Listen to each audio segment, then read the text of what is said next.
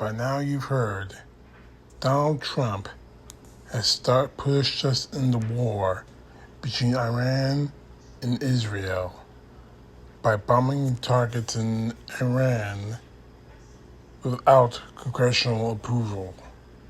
But it shouldn't be shocking. Since he was elected in 2016, since he left office in 2020, in the 4 years during the Biden administration, and in 5 months into 2025, he's rendered our Constitution virtually irrelevant, ignoring every policy, precedent, and channel designed to prevent a maniacal individual from operating unilaterally, and endangering our people. However, his decision to declare war on Iran is surprising. He's currently at war with 3 other countries. Now you're probably asking me, how is that even possible? I'll explain it to you. Over the last 5 months, Trump has worked incessantly to ensure that Ukraine is fully delivered into Putin's hands, attempting to publicly humiliate and vilify Ukrainian President Volodymyr Zelensky. The meeting they had with Zelensky, Trump, and J.D. Vance in the Oval Office. He's tried to spin this conflict that was incited by Ukraine rather than the violent invasion of a larger, far more powerful oppressor that it is. That being, of course, Russia, led by Vladimir Putin. He partnered with Israel Prime Minister Benjamin Netanyahu in a slow but nearly complete obliteration of the state of Palestine and the Palestinian people, complicit in a genocide that would not be possible without Trump's assistance.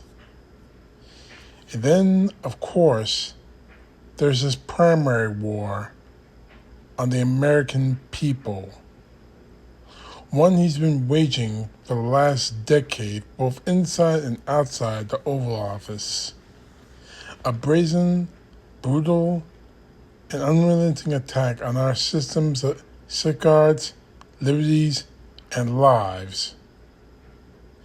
In recent weeks, the rollback of rights, dismantling of services, and the compromising of our economy have exceeded even the most pessimistic of us, which makes the timing of his attack on Iran so unexpected.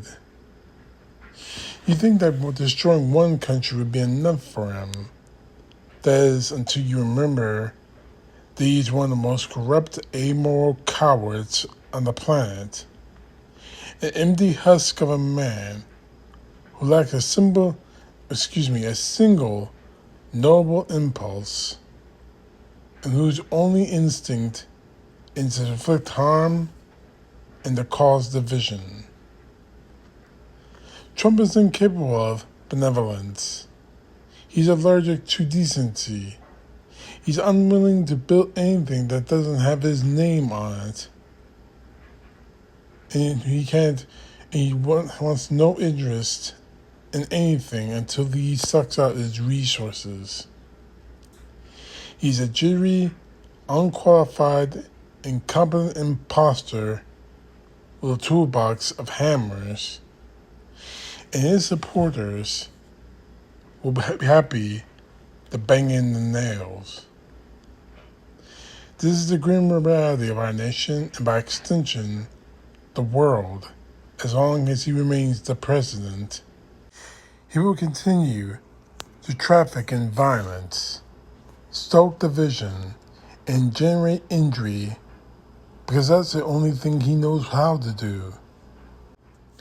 The vast majority of the American people, regardless of political affiliation, know this. The recent No Kings protests have revealed the massive collective resistance to this illegality and its immorality. And while Congress has proven essential a component in opposition, the media has largely bent the knee. And the Democratic Party has, on balance, been toothless in their responses. The courts have been somewhat successful in slowing down, if not averting, human and civil rights disasters. But at this moment, the decent, peace-seeking people of our nation, remaining politicians whose loyalty is still to this nation and not their self-preservation, and the members of the media who still remember the high calling they are charged with, need to take a firm and unequivocal stand against the violence Donald Trump traffics in. If not, it just won't be Iran, Ukraine, Palestine, and America that are swallowed up in this insatiable desire to destroy and devour and cause pain. It will be the entire planet. CTP, know the truth. God bless. Peace to the left, justice to the right.